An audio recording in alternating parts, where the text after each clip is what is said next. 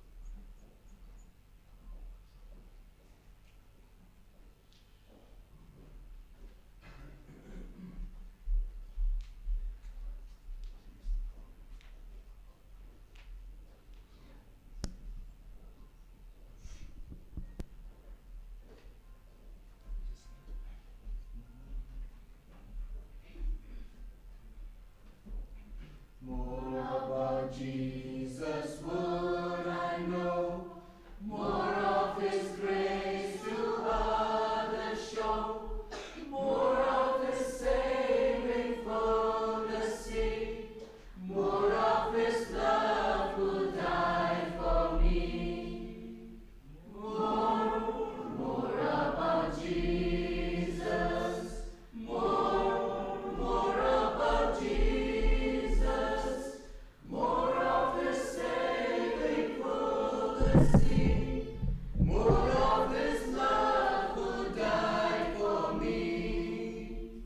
More about Jesus let me learn, more of His holy will discern. Spirit of God, my teacher be, showing the things of Christ to me. More about Jesus, more about Jesus, more of His saving fullness see, more of His love who died for me. In the name of the Father, and of the Son, and of the Holy Spirit. The grace of our Lord Jesus Christ, and the love of God, and the communion of the Holy Spirit be with you all. My dear brothers and sisters, let's acknowledge our sins, and so prepare ourselves to celebrate the sacred mysteries.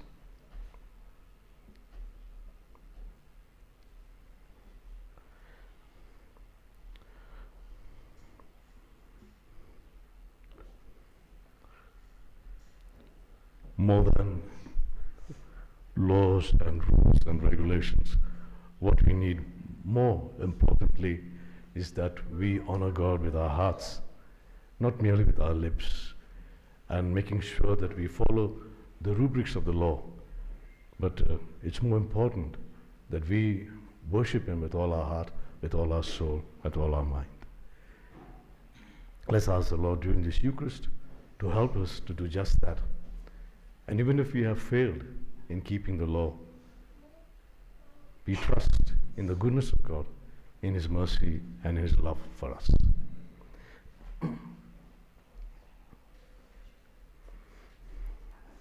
I confess to Almighty God and to you, my brothers and sisters, that I have greatly sinned in my thoughts and in my words, in what I have done and in what I have failed to do. To my fault, to my most grievous fault. Therefore I ask this in Mary of the Virgin, all the angels and saints, and you, my brothers and sisters, to pray for me to the Lord our God. May Almighty God have mercy on us, forgive us our sins, and bring us to everlasting life. Amen. mercy on your servants gathered here. Christ, have mercy on your servants gathered here.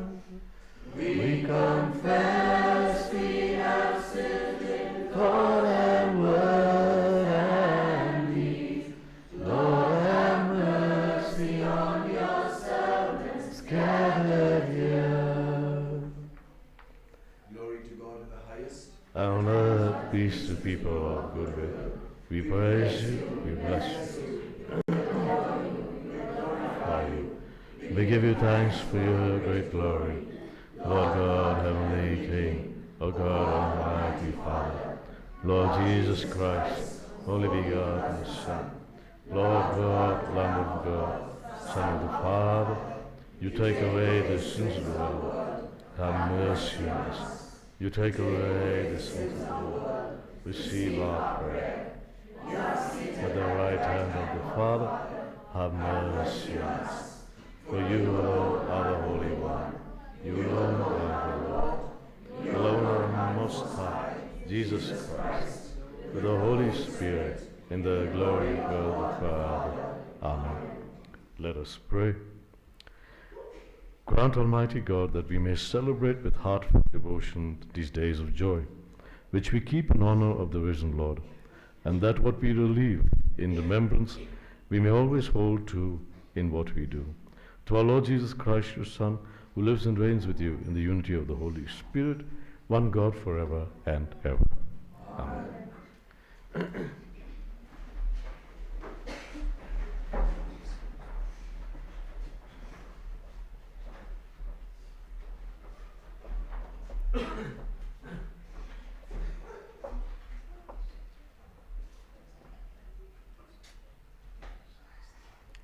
First reading. Some men came down from Judea and were teaching the brethren, unless you are circumcised according to the custom of Moses, you cannot be saved. And when Paul and Barnabas had no small dissension and debate with them, Paul and Barnabas and some of the others were appointed to go to Jerusalem to the apostles and the elders about this question.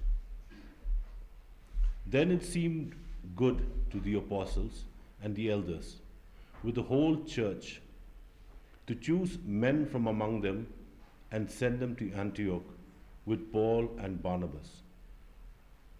They sent Judas, called Barsabas, and Silas, leading men among the brethren, with the following letter.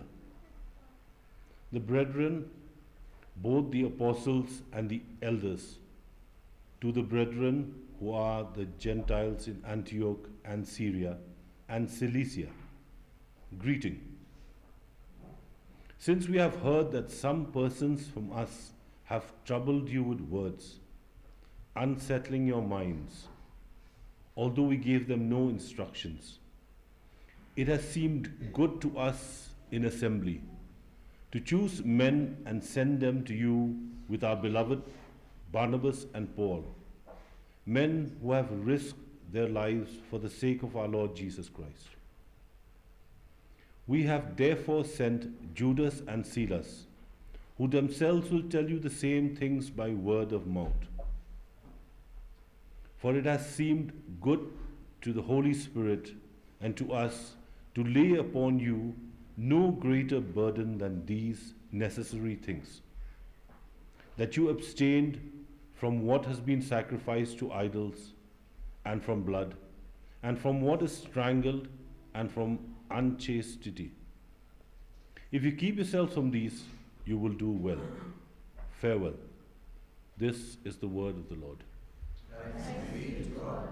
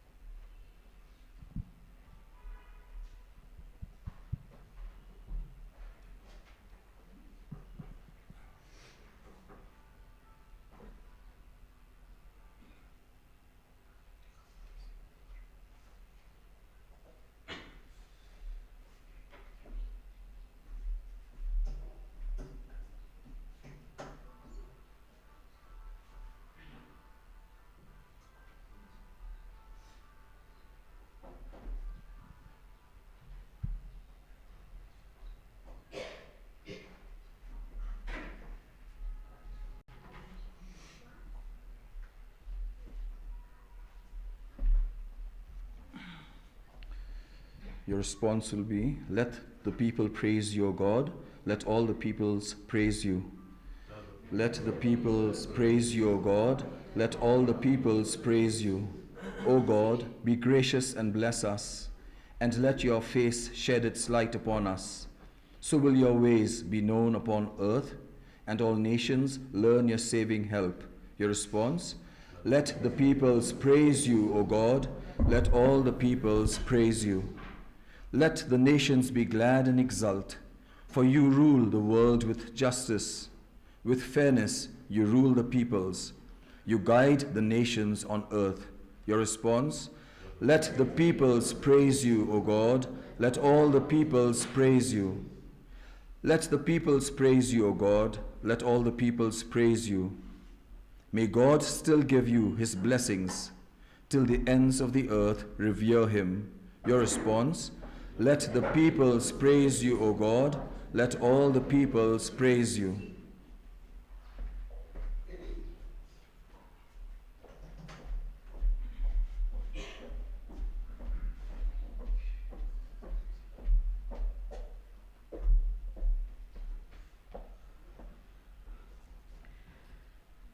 A reading from the book of the Apocalypse. He showed me the holy city coming down out of heaven. In the spirit, the angel carried me away to a great high mountain and showed me the holy city, Jerusalem, coming down out of heaven from God, having the glory of God. Its radiance like a most rare jewel, like a jasper, clear as crystal. It had a great high wall with 12 gates, and at the gates 12 angels. And on the gates the name of the 12 tribes of the son of Israel were inscribed. On the east 3 gates, on the north 3 gates, on the south 3 gates, and on the west 3 gates. And the wall of the city had 12 foundations, and on them the 12 names of the 12 apostles of the Lamb. And I saw no temple in the city, for its temple is the Lord God, the Almighty, and the Lamb. And the city has no need of sun or moon to shine upon it, for the glory of the Lord is its light, and the Lamb is the Lamb. This is the word of the Lord. Thanks be to God. Please stand for the gospel acclamation. Alleluia, alleluia, praise the Lord. Alleluia, alleluia, praise the Lord. Praise to Christ who comes down to bring us God's good news. Alleluia, alleluia, praise the Lord. Jesus said, "If a man loves me, he will keep my word, and my Father will love him, and we will come to him." Alleluia, alleluia, praise the Lord. Alleluia, alleluia, praise the Lord. Praise to Christ who comes down to bring us God's good news. Alleluia, alleluia, praise the Lord. The Lord be with you. A reading from the Holy Gospel according to St. John. Glory to you, O Lord. Jesus said to his disciples, "If a man loves me, he will keep my word, and my Father will love him, and we will come to him and make our home with him. He who does not love me does not keep my words. And the word which you hear is not mine, but the Father's who sent me. These things I have spoken to you while I am still with you. But the Counselor, the Holy Spirit, whom the Father will send in my name, he will teach you all things and bring to your remembrance all that I have said to you. Peace I leave with you, my peace I give to you. Not as the world gives do I give to you. Let not your hearts be troubled, neither let them be afraid. You heard me say to you, I go away, and I will come to you. If you loved me, you would have rejoiced, because I go to the Father, for the Father is greater than I. And now I have told you before it takes place, so that when it does take place, you may believe. The Gospel of the Lord. Praise you, Lord Jesus Christ. Yes.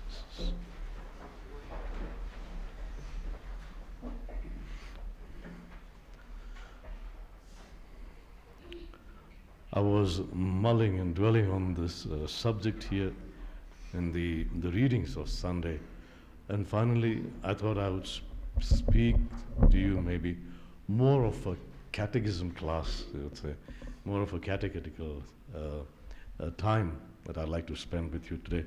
And the reason is this. I was in Negombo in Sri Lanka, and there a young girl came to me. She must have been in her early 20s, maybe a very young girl, and she came with some leaflets, and we started distributing it to people around. And she came to me, and she said, "I am a Jehovah's Witness." She was telling me. I said, "I am a Catholic." It doesn't matter, she said. You can still have a leaflet. I took it out of courtesy. In the meanwhile, the bus came, and I could not really get in conversation with her.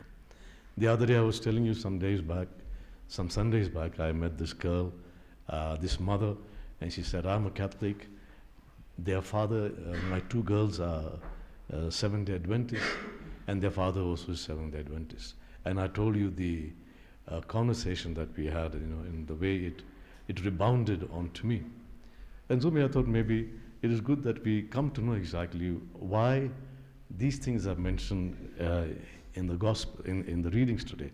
I'll take particularly the first reading. The first reading speaks about circumcision, and then he says, because there is the first council in Jerusalem, and there the first council of Jerusalem, Paul and Barnabas are sent to discuss this issue about circumcision. With due respect to all the Jews, they were adamant that this is the way to the Christian way of life, or to the new way of life. So you had to become a Jew first, then only you could become a Christian. And then Paul and Barnabas, the apostle, was trying to tell them, no, you don't have to do that. You don't have to do that. Now, why were they so adamant about this? There was among them, there was only two kinds of people: people who were circumcised, people who were not circumcised. And circumcision was only for the male, not for the female. So anybody who was not circumcised did not fall under their purview, did not come under their circle. They were not part of their gangs or part of the community. They were the outcast, the Harijans, or the kinds of people that they would reject, so to say. Now, why? Abraham was told to circumcise every child on the 8th day every male child on the 8th day. Moses also was given the same commandment, the commandment of circumcising the children, the male persons on the 8th day. And there is a very fickle kind of a situation that is mentioned in the book of Exodus. And the situation is, God is telling Moses, "Go and free my people from Pharaoh." And as he's going on the way, with Zipporah, his wife, who is a Midianite, and she's not a Jew, God wants to kill this man. So for me, it was quite whimsical. Here is somebody telling you, I'm telling you, go and free my people, and then on the way, I want to kill you. Well, this is who God was for us. He was trying to teach Moses, you are going to an uncircumcised people without keeping your covenant with me. Now, Moses grew up in a palatial place. He grew up in a very luxurious place. He had everything because he was in Pharaoh's palace, and he had grown up with a thought pattern, the attitudes and mentality of the pharaohs, of the Egyptians. So they didn't have circumcision at that time. So this man grew up there. His wife also wasn't an Israelite. She was a Gentile. He got married to a Midianite. And she also didn't think much about it. She didn't care much about it. When God wants to kill this, she takes in a very crude way. She takes a piece of flint stone, a flint stone, which is not as sharp as the knife, and she circumcises her own child, the male child that she has with her, the boy, and she touches that to Moses and says, "Now you are my blood bridegroom." Now, blood bridegroom was the concept in those times. The blood bridegroom was whenever they had these priestesses who would have these intercourses in the temples, and they would have these human sacrifices. They sacrificed young boys. It was a Phoenician, a Cretan kind of a culture. So what was the blood bridegroom? The blood bridegroom was this boy, this young boy, who would first have an intercourse with this priestess, high priestess or whatever, and then she would kill him. He would be killed and sacrificed. And that was the blood bridegroom. Now, as we all know that even today, blood is the element that gives life to a body. And blood is the element that is used in practically every covenant. Even if you're signing a pact with the devil will ask you for your blood. If you've been reading about these things, they'll ask you for your blood. You have to sign pacts with blood. Why? Because the blood is very much life-giving. And that is the reason why blood is what we have here at the altar. Now, the change comes in when Jesus says, "Take and drink, this is my blood." The blood of the new covenant, which will be poured out, not simply sprinkled, and you remember, it will be poured out for you and for all, so that sins may be forgiven. So in order to ransom us from God, God had to sacrifice this child. And if you see the whole gamut of ideas, the whole system that goes to the thing, it starts with the Passover, the killing of the lamb, the spotless lamb, and then Jesus takes the place of that spotless lamb. So, the sacrifice there of the blood that is sacrificed. So, the Jews today are very, very keen, coming back to this point of circumcision, the Jews are very keen that if this person wants to enter into the church, he has first to be circumcised. Timothy, the follower, the one whom Paul had trained and who had baptized, when he's taking him to a Jewish community, he has him circumcised. Why? His mother was a Jew, father was a Greek. Now he thought that these people will make a hue and cry because, hey, this guy has a mother who is a Jew and he's not been circumcised. How come this guy comes into our church? See, those are the concepts, and we have to appreciate them for that. That was what they thought that was the attitude. Until and unless they changed that when they reached the Council of Jerusalem, and Paul and Barnabas explained to them very, very clearly, this is not required for us today. We don't require this today. Okay, because to the Gentiles also, God poured out His Spirit in abundance. He didn't wait for them to be circumcised. This was a new covenant. Okay. This is as far as the circumcision goes. So today we are no longer, we don't believe in this, we don't insist on circumcision, there's no circumcision in the church. What about the other commandments? There are the other three that Paul says. No need of circumcision, but no eating food that is sacrificed to idols, no unchastity, no sexual immorality, and the third one is no drinking blood, no having blood from or strangulating animals. Now, in the first two, we are quite okay. We all know that sexual immorality is not tolerated anywhere. And the church doesn't. Jesus spoke about it very vehemently. He didn't appreciate that. Neither the apostle nor the church appreciates that, sexual immorality. That's fine. Okay, we agree to that. The other aspect, food sacrificed to idols. We agree to that even because we know what is given to the idols. They may not be even gods for us. But yet, since it is offered to these gods, we cannot be partaking of the same of these gods because we are partaking of a God who is true and alive. We are not partaking of a God who is perhaps even an evil spirit. I know some of you may get shocked when I use that, but it is a fact. I could go on giving you experiences, but I'm constrained with time. We are constrained with time. So, if you belong to the Congress and you're going and having a party with the BJP and having fun with them, then you are a betrayer of the Congress party because you're playing both sides. And that is what they say, you are probably a spy of one or the other.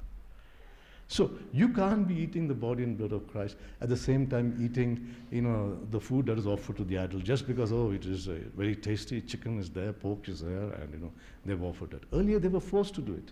In order to prove that they are worshipping this God, they would force them to eat pork, which was sacrificed to their gods. And pork was the most richest element, was most wanted kind of element that was made everybody want to have that. There was kind of a thing there. So these Christians, many of the Jews would not take that. Even the Christians would not sacrifice to these idols or not eat the food as offered to the idols. You have one of the bishops who is told, come on, we'll bring you some other meat. We will not give you the meat offered to the idols. And he says, no, I'm already 80, 85, 90. I'm already dying. And at the last minute, you want me to give scandal to these young people? He refuses to eat. So again, I am branching off a little bit. But I hope you're catching the point. I hope you're understanding what I'm trying to say. So food offered to idols, sexual immorality is out. Right? What about food that is blood that is there? Can we have that blood? Now, if you tell me, maybe some of you can go out and stone me to death because jador is all with blood. No?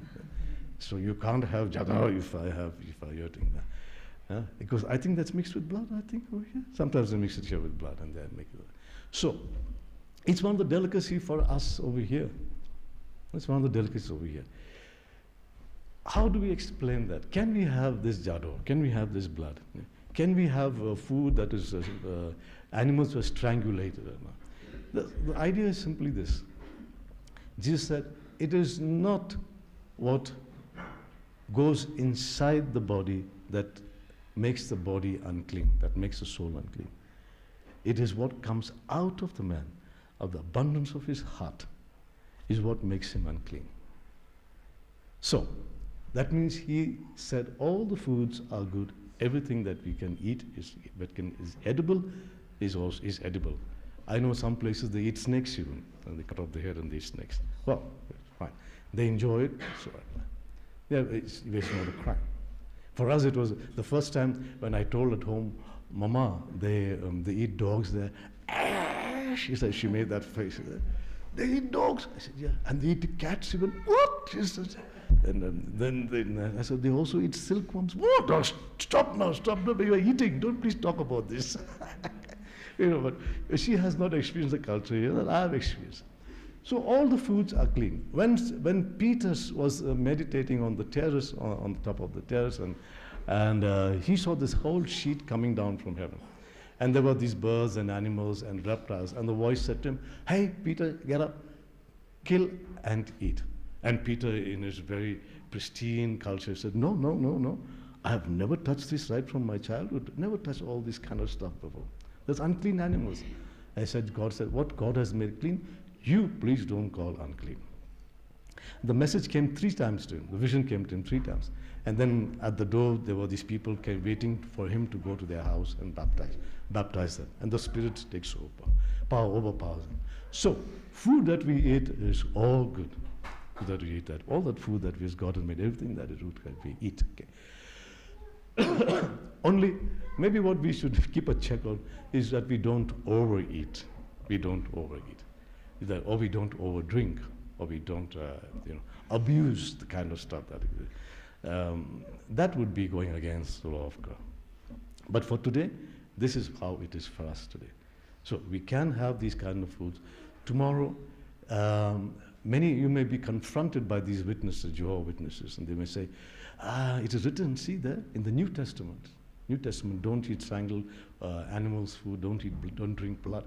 And you guys are going against the New Testament, the very New Testament, by the way. And even today, the Jehovah's Witnesses will not take blood transfusions. I don't know if you know that. They will not accept blood transfusions because of this. He says, no, that's blood, it's blood. They don't touch blood. This is the reason why. But we do it because over and above what the apostles have taught, or the apostles are teaching us, there is the final authority in Jesus Christ who gives us a new commandment. And this is the commandment we follow. God bless you.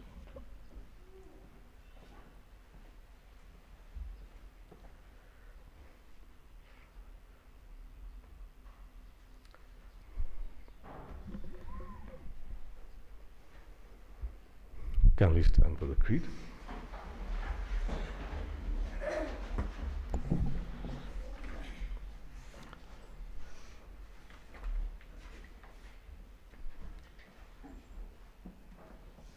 I believe in God, the Father Almighty, creator of heaven and earth, And Jesus Christ, whose only Son, our Lord, who was conceived by the Holy Spirit, born of the Virgin Mary, suffered under Pontius Pilate, was crucified, died, and was buried, descended into the earth, said that he rose from the dead, he ascended into heaven, and is seated at the right hand of God, God. the Father Almighty.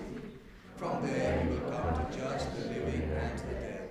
I believe in the Holy Spirit, the Holy Catholic Church, the Communion of saints, the forgiveness, the resurrection of the body, and life everlasting. Amen. Let us pray to God our Father, who with the Son and the Holy Spirit lives in our hearts. Our response, Lord, hear our prayer. Lord, hear our prayer. Sorry. That all Christians may experience the love of the Lord and share it with one another, as taught by Jesus. We pray to the Lord your response, Lord, hear our prayer. that we may dedicate ourselves for the cause of peace in the world and avoid unnecessary conflicts and quarrels. We pray to the Lord your response, Lord, hear our prayer. that our works of preaching the word, education, and other social works may create a healing effect on the broken world. We pray to the Lord your response, Lord, hear our prayer. that families and communities may live in a joy, love, and harmony, and thus radiate your love to the world. We pray to the Lord your response. Lord, hear our prayer. We pray for our personal and community intentions. Amen. We pray for Ukraine and Russia and all those countries who are abetting the war.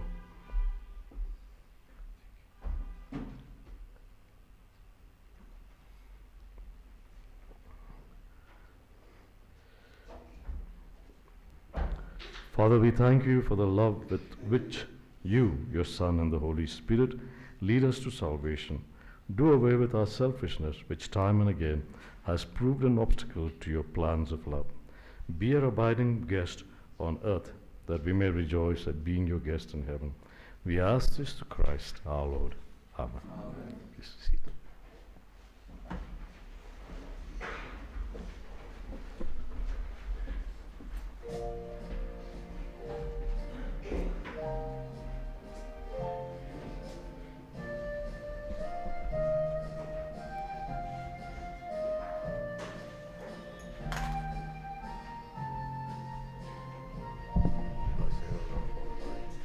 Abba, Father, let us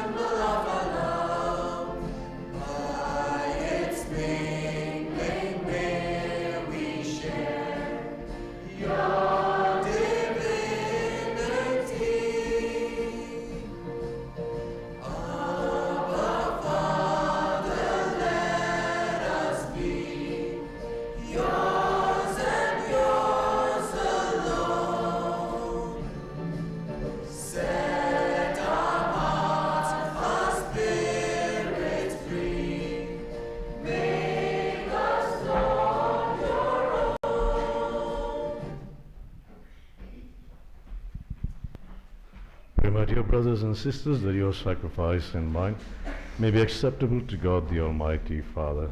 May the Lord accept the sacrifice at your hands for the praise and glory of his name, for our good and the good of his holy church. May our prayers rise up to you, O Lord, together with these sacrificial offerings, so that purified by your graciousness we may be conformed to the mysteries of your mighty love.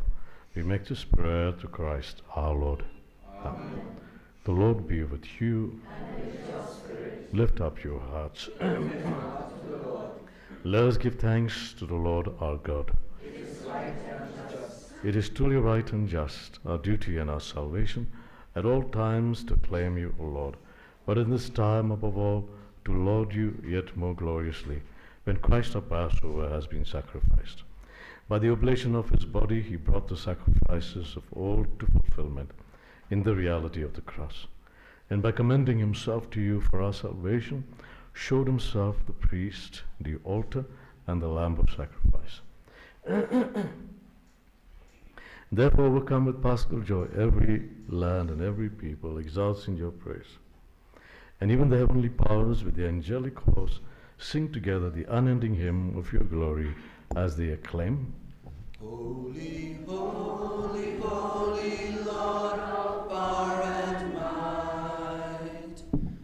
Earth and heaven sing Hosanna in your praise. He is blessed who comes in the name of the Lord. Sing Hosanna in the highest. Praise the Lord. You are indeed holy, O Lord, the fount of all holiness. Make holy, therefore, these gifts, we pray, by sending down your Spirit upon them like the dewfall, so that they may become for us body and blood of our Lord Jesus Christ. At the time he was betrayed and entered willingly into his passion, he took bread and giving thanks, broke it and gave it to his disciples, saying, Take this, all of you, and eat of it, for this is my body, which will be given up for you.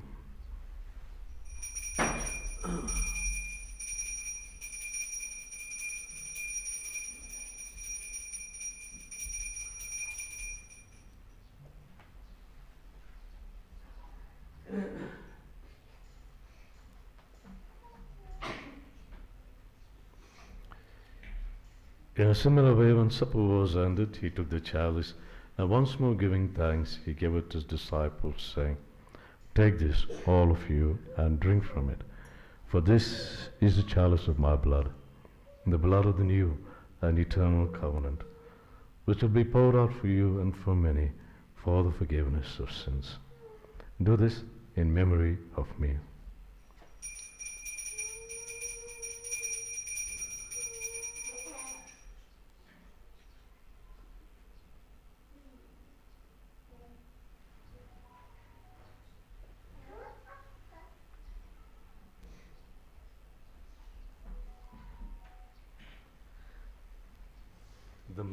The mystery of faith. When we eat this bread and we drink this cup, we proclaim your death, O Lord, Lord, until you come again. Therefore, as we celebrate the memorial of his death and resurrection, we offer you, Lord, the bread of life and the chalice of salvation, giving thanks that you have held us worthy to be in your presence and minister to you.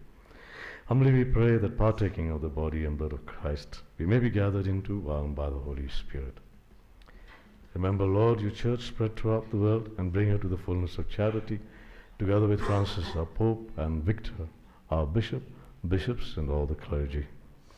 Remember also our brothers and sisters who have fallen asleep in the hope of the resurrection, and all who have died in your mercy.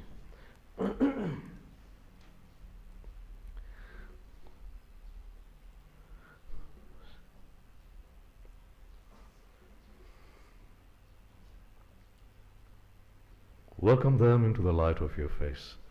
Have mercy on us all, we pray, that with the Blessed Virgin Mary, Mother of God, with Blessed Joseph, her spouse, with the blessed apostles, and all the saints who have pleased you throughout the ages, we may merit to be co-heirs to eternal life, and may praise and glorify you through your Son, Jesus Christ.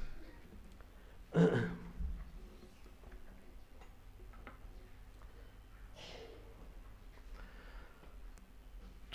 him and with him and in him, O God Almighty Father, in the unity of the Holy Spirit, all glory and honor is yours forever and ever. Amen.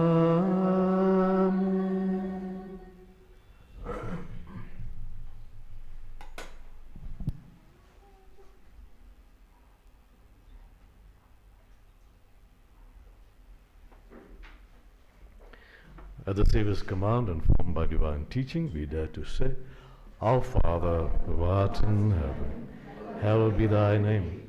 Thy kingdom come, thy will be done, on earth as it is in heaven. Give us this day our daily bread, and forgive us our trespasses. Forgive those who trespass against us. Do not let us fall into temptations, but deliver us.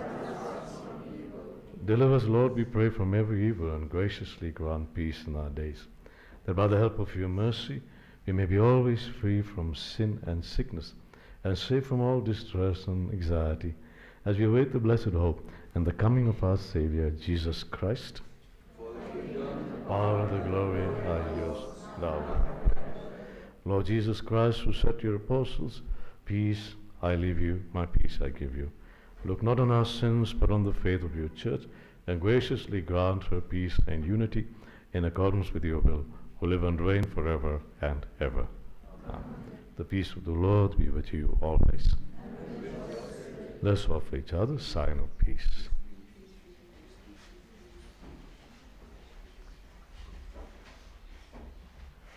Lamb of God, you take away sins of all the world.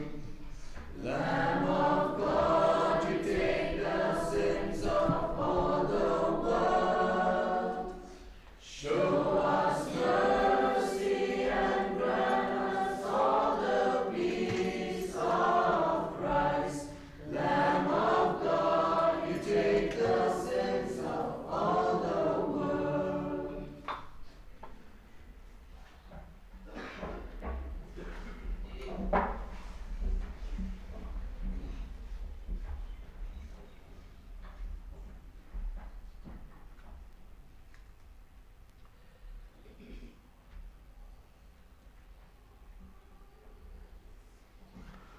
Behold the Lamb of God, behold him who takes away the sins of the world.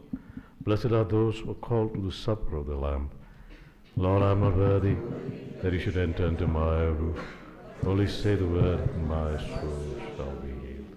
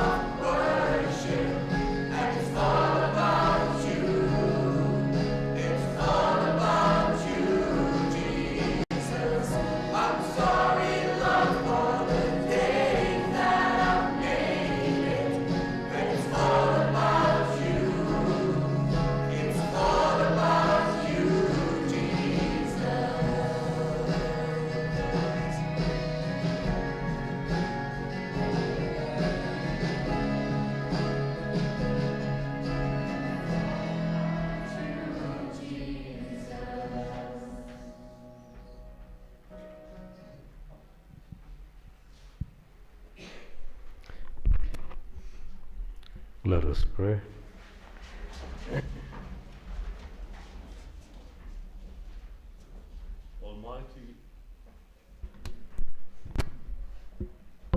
Almighty and ever-living God, who restore us to eternal life in the resurrection of Christ, increase in us, we pray, the fruits of this Paschal sacrament, and pour into our hearts the strength of this saving food. We make this prayer to Christ our Lord. Amen.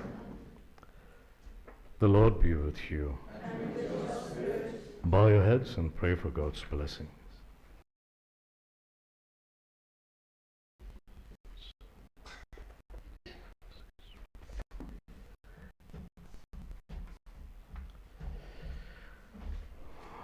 May God, who by the resurrection of his only begotten Son was pleased to confer on you the gift of redemption and of adoption, give you gladness by his blessing. Amen. May he, by whose redeeming work you have received the gift of everlasting freedom, make you heirs to an eternal inheritance. Amen. And may you, who have already risen with Christ in baptism through faith, by living in a right manner on this earth, be united with him in the homeland of heaven. Amen. And may the blessing of Almighty God, the Father, the Son, and the Holy Spirit come down on you and remain with you forever. Amen. Our Mass is ended. Let's go in the peace and the joy of Christ. Thanks be to God.